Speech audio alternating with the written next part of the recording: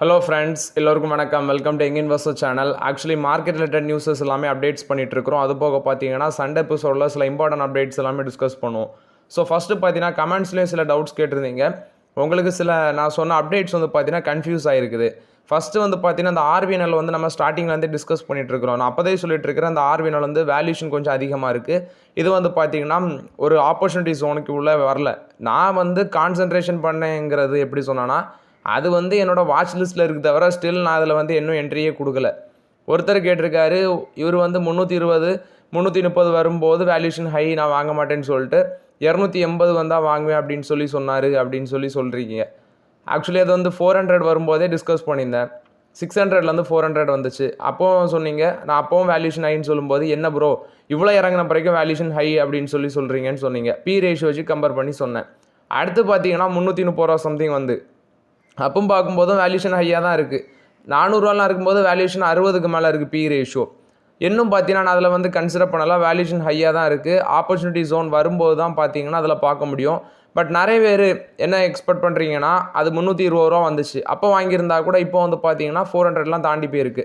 So அப்படி ஒரு 100 ரூபா ஒரு ஷேருக்கு லாபம் பார்க்கலாம். ஆனால் ஒரு லாங் டேர்மை ஃபோக்கஸ் பண்ணி வாங்கும்போது வேல்யூஷன் சீப்பாக இருக்கிறத தான் வாங்க முடியும், ஹையாக இருக்கிறத வாங்க முடியாது. ரிலையன்ஸ் பவரில் என்னோட அனாலிசிஸ் தப்புன்னு சொல்கிறீங்க. நான் உண்மையை தான் சொன்னேன். ரிலையன்ஸ் பவரில் வந்து பார்த்தீங்கன்னா கடன் எல்லாமே குறைச்சிட்டாங்க, எல்லா பிரச்சனையும் ஓவருன்னு சொல்கிறாங்க.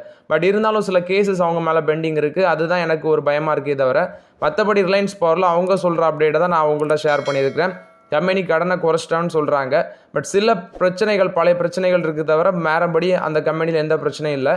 பட் கடனை குறைச்சிருக்கிறாங்க, ஃபண்டமெண்டலி மூவ் ஆகுது. ஆனால் லாங் டேர்மில் இன்னொரு 4 குவார்ட்டர்ஸ் பார்த்துட்டு ரிலையன்ஸ் பவரில் ஃபோக்கஸ் பண்ணலான் இருக்கிறேன். பட் இப்போதைக்கு பழைய இஷ்யூஸ் அந்த கேசஸ் ரிலேட்டட் தான் இருக்கே தவிர கடன் எல்லாமே குறைச்சிட்டோன்னு தான் சொல்லியிருக்காங்க. அவங்க சொல்கிற அப்டேட்ஸ் தான் நான் சொல்லியிருக்கிறேன். என்னோட தனிப்பட்ட அப்டேட்ஸை நான் ரிலையன்ஸ் பவரில் எதுவுமே சொல்லலை. ஆதித்யா பிர்லா ஃபேஷன் ரீட்டெயில்ஸ் வந்து பார்த்தீங்கன்னா ஸ்டாக்கை பற்றி, அது வந்து லாஸ் மேக்கிங் கம்பெனி. நான் அன்னைக்கு க்ளீனாக டிஸ்கஸ் பண்ணிட்டேன். கண்டினியூஸாக லாஸ் மேக்கிங் தான். இப்போதைக்கு அதை ஃபோக்கஸ் பண்ணாதீங்க. அது மாதிரி வோடோஃபோன் ஐடியாவில் ஒரு நண்பர் சொல்லியிருந்தார், ப்ரோ நான் ஏஞ்சல் ஒன்னில் பார்க்கும்போது அந்த ஃப்ரண்ட் பேஜில் வந்து வோடோஃபோன் ஐடியா தான் மோஸ்ட் பைட் ஸ்டாக்கில் இருக்கும் அப்படின்னு சொல்லி. அது நானும் பார்த்துருக்கிறேன். நானும் ஏஞ்சல் ஒன் தான் யூஸ் பண்ணுறேன். அதுலேயும் பார்த்தீங்கன்னா ஃப்ரண்ட் பேஜில் மோஸ்ட் பை ஸ்டாக் அதில் வந்து இது வோடோஃபோன் ஐடியா தான் இருக்கும். இந்த மாதிரி ஸ்டாக்ஸில் இன்வெஸ்டர்ஸ் என்ன பண்ணுவாங்கன்னா, இப்போ 10 ரூபா இருக்குது வோடோஃபோன் ஐடியா, ஒரு 1000 ஷேர் வாங்கிடுவாங்க, 1000 2000 ஷேர் வாங்கிடுவாங்க. நாளைக்கு ஒரு நியூஸ் வரும், ஏஜிஆர் டியூஸ் வந்து சுப்ரீம் கோர்ட் ஸ்டாப் பண்ணி வச்சுட்டாங்க. அப்படி ஏதாவது இவங்களுக்கு ஒரு சாதகமான நியூஸ் வந்துட்டுனா டப்புனி 10% 15% ஏறிடும். ஏன்னா அன்னைக்கு வந்து முந்தின நாளே நிறைய பேர் பை பண்ணிடுவாங்க, இல்லைனா அன்னைக்கே பை பண்ணுவாங்க.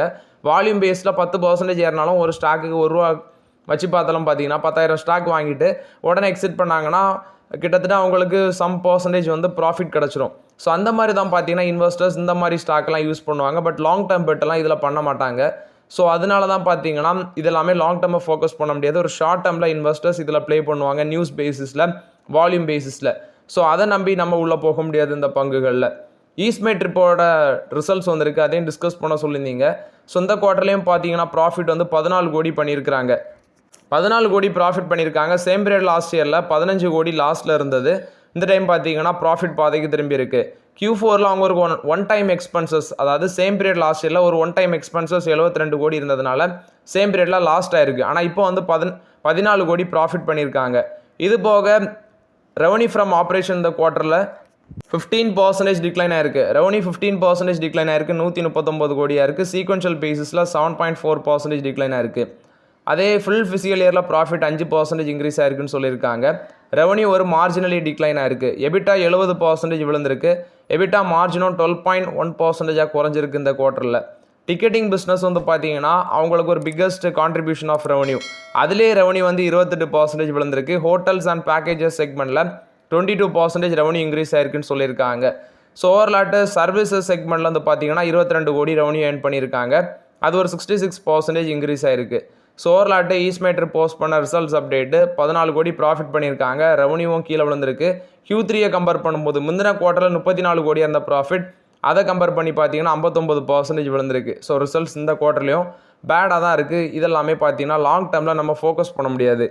நெக்ஸ்ட் பார்த்தீங்கன்னா மார்க்கெட்டில் புது கார்ஸ் எல்லாமே வர இருக்குது. ஸோ எந்தெந்த கம்பெனிஸோட கார்ஸ் எல்லாம் டிஸ்கஸ் பண்ணலாம். ஸோ ஃபஸ்ட்டு டாட்டாவோட ஹேரியர் EV, இது வந்து பார்த்தீங்கன்னா ஜூன் 3ஆம் தேதி லான்ச் பண்ண போகிறாங்க.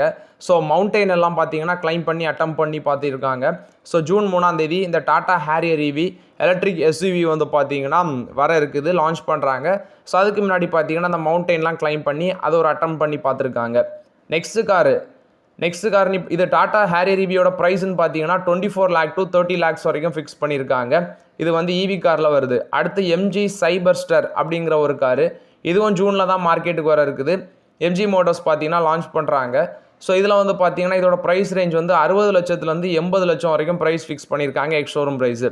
நெக்ஸ்ட்டு ஆடி Q5 2026, ஆடி Q5 2026, இதுவும் பார்த்தீங்கன்னா ஜூன் 17 வந்து மேபி லான்ச் பண்ணலாம் அப்படிங்கிற ஒரு அப்டேட் இருக்குது. பட் இதோட ப்ரைஸ் டீட்டெயில்ஸ் எதுவுமே சொல்லலை. அடுத்தது MG M9, இது வந்து லக்ஸரி எலக்ட்ரிக் MPV அந்த செக்மெண்ட்டில் கொண்டு வராங்க. இதுவும் பார்த்தீங்கன்னா லேட் ஜூனில் லான்ச் பண்ணலாம். 65 lakhs to 70 lakhs வரைக்கும் ப்ரைஸ் ஃபிக்ஸ் பண்ணியிருக்காங்க. மெர்சிடிஸ் AMG G63 கலெக்டர் எடிஷனில் இதை கொண்டு வராங்க. இதுவும் ஜூனில் இறக்க இருக்கிறாங்க. இது ஒரு ஐகானிக் SUVயில் இருக்கும் மெர்சிடிஸ் பென்ஸில். ஜூன் 12ஆம் தேதி மேபி இதை லான்ச் பண்ணலான்னு சொல்கிறாங்க. SD அட்வென்ச்சர்ஸ் 2025, இதுவும் ஜூனில் வர இருக்குது. மேபி இது வந்து பார்த்தீங்கன்னா அந்த இந்தியா அண்ட் பாகிஸ்தான் டென்ஷனால தான் டிலே ஆச்சுன்னு சொல்கிறாங்க. SD அட்வென்ச்சர் இதுவும் ஜூனில் லான்ச் ஆகும். Yamaha YZF R7, இதுவும் பார்த்தீங்கன்னா ஜூனில் லான்ச் பண்ணலாம் அப்படின்னு சொல்லியிருக்காங்க. இது லிக்யூட் கூல்டு CP2 இன்ஜின் அந்த பவர் பேசிஸில் வரும்னு சொல்கிறாங்க. ஸோ ஓவர்லாட்டு இந்த மாதிரி வெஹிக்கிள்ஸ் எல்லாமே பார்த்தீங்கன்னா ஜூனில் லான்ச் பண்ண இருக்கிற வெஹிக்கிள்ஸு. இதில் மோஸ்ட்லி இது மார்க்கெட்டில் ஃபோக்கஸ் ஆகுறதுங்கிறது டாட்டாவோட ஹேரியர் EVயும், இது போக பார்த்தீங்கன்னா MG மோட்டார்ஸே 2 கார் கொண்டு வந்திருக்காங்க. ஒன்று சைபர்ஸ்டர், இன்னொன்று வந்து M9, இதெல்லாம் லான்ச் பண்ணுறாங்க. ஸோ ஜூன் மார்க்கெட்டே பார்த்தீங்கன்னா ஜூனில் மார்க்கெட்டுக்கு கட்ட போது வெயிட் பண்ணி பார்க்கலாம் எந்த கார் வந்து சக்ஸஸ் ஆகுதுன்னு. MG மோட்டார்ஸ் ஒரு அனௌன்ஸ்மெண்ட் விட்டுருக்காங்க. ஆக்சுவலி உங்களோட MG அஸ்டர் அந்த கார் வந்து பார்த்தீங்கன்னா இதுதான் ஒன்லி காரு, அதாவது 12.5 லட்சத்துக்கு எக்ஸ்ஷோரூம் ப்ரைஸில் 1.5 லிட்டர் மிட் சைஸ் SUVயில் panoramic sunroof, infotainment display, 10 inch infotainment display இதெல்லாமே ப்ரொவைட் பண்ணுறாங்க. அப்படின்னா மிட் சைஸ் SUV செக்மெண்ட்டில் அது MG மோட்டார்ஸோட அந்த அஸ்டர் கார் அப்படின்னு சொல்லி அப்டேட் பண்ணுறாங்க. ஏன்னா இவங்க வந்து பார்த்தீங்கன்னா கிட்டத்தட்ட 12.5 லட்சத்துலேயே இதை கொடுக்குறாங்க. இது போக ஃபியூச்சர் ஒயர்லெஸ் சார்ஜிங் இது மாதிரி சில ஃபியூச்சர்ஸ் வச்சு அது ஒரு 15 லட்சத்துக்கு கீழே கொடுக்குறாங்க. ஸோ இது வந்து பார்த்தீங்கன்னா MG மோட்டார்ஸ் சொல்லியிருக்காங்க இந்தியாவிலே அவங்க தான் இந்த ஃபியூச்சர்ஸ் வச்சு இந்த ப்ரைஸில் நாங்கள் காரை கொடுக்குறோம் அப்படின்னு சொல்லி அப்டேட் கொடுக்குறாங்க. மாருதி சுசுகியும் ZETROவும் பார்ட்னர்ஷிப்பில் வராங்க. இது வந்து ஒரு ஜப்பானை சேர்ந்த ஸ்டார்ட் அப் கம்பெனி, அவங்களுக்கு கூட தான் கொலாபரேஷனில் வராங்க. ஏன்னா நியூ பிஸ்னஸ் ஆப்பர்ச்சுனிட்டிஸ், அது மட்டும் இல்லாமல் ஸ்டார்ட் அப் க்ரோத், அது சம்மந்தமானது அந்த மெமரம் ஆஃப் அண்டர்ஸ்டாண்டிங் அப்படின்னு சொல்லியிருக்கிறாங்க. இது வந்து மாருதி சுசுகி ZETRO கொடுத்த அப்டேட்டு. நெக்ஸ்ட்டு பார்த்தீங்கன்னா ITC. ஸோ ITCலையும் ஆப்பர்ச்சுனிட்டி இருக்கா ப்ரோ, வாங்கலாமா அப்படின்னு சொல்லி நிறைய பேர் கேட்குறீங்க. நம்ம நிறைய வாட்டி டிஸ்கஸ் பண்ணியிருக்கிறோம். ஒரு ஆப்பர்ச்சுனிட்டி ஜோனில் தான் இருக்குது. இதில் இப்போ ITC ஹோட்டல்ஸ் வந்து பார்த்தீங்கன்னா பேட் வந்து இந்த வருஷம் எண்டு அல்லது ஃபினான்ஷியல் 26 எக்ஸிட் பண்ணுவாங்கன்னு நினைக்கிறேன். ITC ஹோட்டல்ஸில் இப்போ பேட் ITCலே சம் பர்சன்டேஜ் வந்து 2.35% டைல்யூட் பண்ணியிருக்காங்க. ஸோ ITC லிமிடெட் வந்து பார்த்தீங்கன்னா ஆந்திர பிரதேஷ் தான் அவங்களுக்கு நெக்ஸ்ட் இன்வெஸ்ட்மெண்ட் அப்படின்னு சொல்லி சஞ்சு போரி வந்து அப்டேட் கொடுத்துருக்குறாங்க. ஸோ பேப்பர் போர்ட் இந்த மாதிரி பிஸ்னஸ் எல்லாமே அங்கே இன்வெஸ்ட்மெண்ட் பண்ணுவோம் அப்படின்னு சொல்லி அப்டேட் கொடுக்குறாங்க. இது ITC கொடுத்த அப்டேட்டு. இவங்கள்ட்ட எல்லா பிஸ்னஸுமே இருக்குது. ஐடியும் வச்சுருக்காங்க, பேப்பர் போர்டும் வச்சுருக்காங்க, பேக்கேஜிங் இருக்குது, இது போக ஃபுட் பிஸ்னஸ் இருக்குது. ஃபுட்டிலே பார்த்தீங்கன்னா ஃபுட் டெக்னாலஜி அப்படி இப்படி நிறைய வச்சுருக்காங்க. அடுத்தது FMCG இதெல்லாமே வச்சுருக்காங்க. ஸோ இது ஓவரால் ITC கொடுத்த அப்டேட்டு. நெக்ஸ்ட் இன்வெஸ்ட்மெண்ட் அவங்க ஆந்திர பிரதேஷ் சொல்லி அப்டேட் பண்ணியிருக்காங்க. நெக்ஸ்ட்டு பார்த்தீங்கன்னா கனரா பேங்க் ஒரு ஒண்டர்ஃபுல் அப்டேட்டை கொடுத்துருக்காங்க. ஸோ அந்த நான் மெயின்டெனன்ஸ் அக்கௌண்ட்ஸுக்கு வந்து பார்த்தீங்கன்னா பெனால்ட்டி கிடையாது. இது போக இந்த சேவிங்ஸ் அக்கௌண்ட்டில் மினிமம் பேலன்ஸ் அப்படின்னு ஒன்று உண்டு. ஸோ அது மெயின்டைன் பண்ணாட்டா பெனால்ட்டி பிடிப்பாங்க. ஸோ இப்போ கனரா பேங்க் என்ன சொல்கிறாங்கன்னா ஜூன் 1ஆம் தேதியிலேருந்து அந்த தேவையே கிடையாது. அதாவது சேவிங்ஸ் அக்கௌண்ட்டில் இவ்வளோ மினிமம் பேலன்ஸ் இருக்கணும் அப்படிங்கிற தேவை கிடையாது. ஸோ இது வந்து கஸ்டமர்ஸுக்கு ஒரு பிக் ரிலீஃப் சொல்ல போனால். இது வந்து பார்த்தீங்கன்னா சேலரி, ரெகுலரு, NRI அக்கௌண்ட் இது எல்லாத்துக்குமே கொடுக்குறாங்க. 0 பெனால்ட்டியோட ஆவரேஜ் மந்த்லி பேலன்ஸ் மெயின்டைன் பண்ணணும் அப்படிங்கிறது கட்டாயம் கிடையாது. பட் சேவிங்ஸ் அக்கௌண்ட்டுக்கு தான் ஜூன் 1ஆம் தேதியில் வந்து பார்த்தீங்கன்னா சொல்லியிருக்காங்க. ஸோ இந்த மூவுக்கு அப்புறம் கனரா பேங்க் தான் ஃபஸ்ட்டு PSU செக்டார் பேங்க் வந்து பார்த்தீங்கன்னா 0 பேலன்ஸ் சேவிங்ஸ் அக்கௌண்ட் கொடுக்குறாங்க.